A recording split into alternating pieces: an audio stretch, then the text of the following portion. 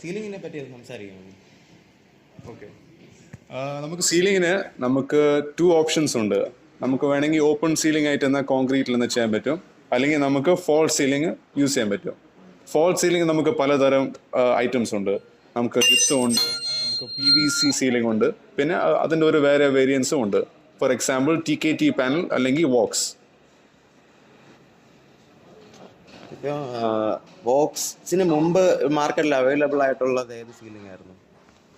Okay, നമുക്ക് സീലിങ്ങിന് first ആദ്യം തുടങ്ങിയത് നമുക്ക് ജിപ്സം സീലിംഗ് ആണ് കൂടുതൽ ഉപയോഗിക്കുന്നത്.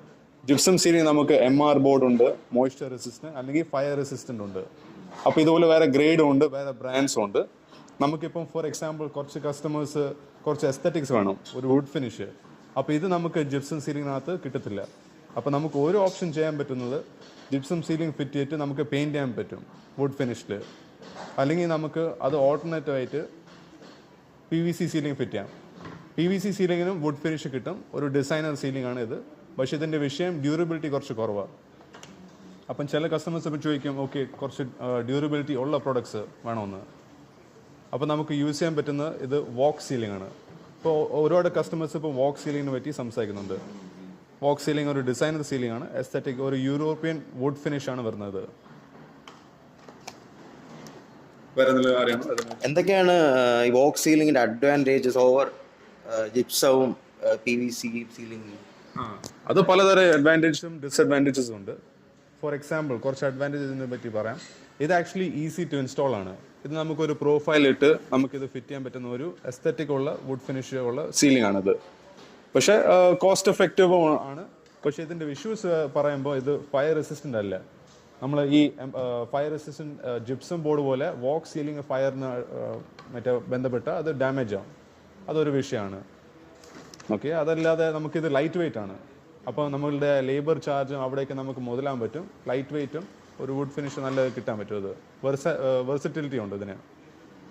പിന്നെ ഇത് ഡ്യൂറബിൾ ആൻഡ് ലോ മെയിൻ്റനൻസ് ആണ്. നമ്മൾ ഒരു പ്രാവശ്യം ഇത് ഫിറ്റ് ചെയ്താൽ നമുക്ക് വേറെ വിഷയങ്ങൾ വരില്ല. ഔട്ട്ഡോറിനും ഫിറ്റ് ചെയ്യാം, ഇൻഡോറിനും ഫിറ്റ് ചെയ്യാം. പക്ഷേ ഒരു വേറെ ഡിസ്അഡ്വാൻറ്റേജ് പറയാൻ പറ്റുന്നത് ഇതിൻ്റെ ഇൻസ്റ്റലേഷൻ്റെ ടീം കുറച്ച് കുറവാണ്. കാരണം അതിൻ്റെ നോളജ് കുറച്ച് കുറവാണ് മാർക്കറ്റിനകത്ത്. പക്ഷെ നമുക്കത് ഫിക്സ് ചെയ്യാൻ പറ്റും. നമുക്കപ്പം നമ്മുടെ ഇതിൽ വോക്ക് സീലിംഗ് ആൾക്കാർ എന്താണ് ചെയ്യുന്നത്? ഓക്കെ, വോക്ക് സീലിംഗിലുള്ള ആൾക്കാർ ഒന്നെങ്കിലും നമുക്കൊരു കോമ്പിനേഷൻ ആയിട്ട് ജിപ്സം സീലിംഗ് വിത്ത് വോക്സ്, അതും അങ്ങനെയാണെങ്കിൽ ഒരു വൈറ്റും ഒരു കോൺട്രാസ്റ്റ് ഉള്ള ഒരു വുഡ് ഫിനിഷ് ഉള്ള സീലിംഗ് കിട്ടും വിത്ത് വുഡ് ഫിനിഷ്.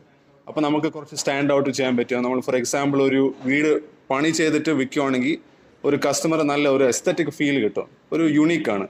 അപ്പോൾ നമുക്ക് മാർക്കറ്റ് റേറ്റും അതൊക്കെ നമുക്ക് കിട്ടും. അല്ലെങ്കിൽ വീട്ടിന് വേണമെങ്കിൽ ഒരു ഗസ്റ്റ് നമ്മൾ ഇൻവൈറ്റ് ചെയ്യുമ്പോൾ അവർക്കൊരു ബെനിഫിറ്റ് ആയിരിക്കും.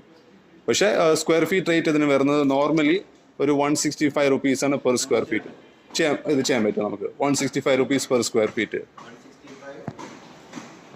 165 റുപ്പീസ് പെർ സ്ക്വയർ ഫീറ്റിന് നമുക്കത് ചെയ്യാൻ പറ്റും. Okay, good. ഇപ്പോൾ വോക്ക് സീലിംഗിനെ പറ്റി കുറച്ചുകൂടെ അറിയണമെങ്കിൽ നമ്മളുടെ DM ചെയ്യൂ അല്ലെങ്കിൽ കോൾ ചെയ്യൂ. നമ്മൾ ലിങ്കിൻ്റെ ഡിസ്ക്രിപ്ഷൻ ഇവിടെ എഴുതിയിട്ടുണ്ട്. Okay, thank you.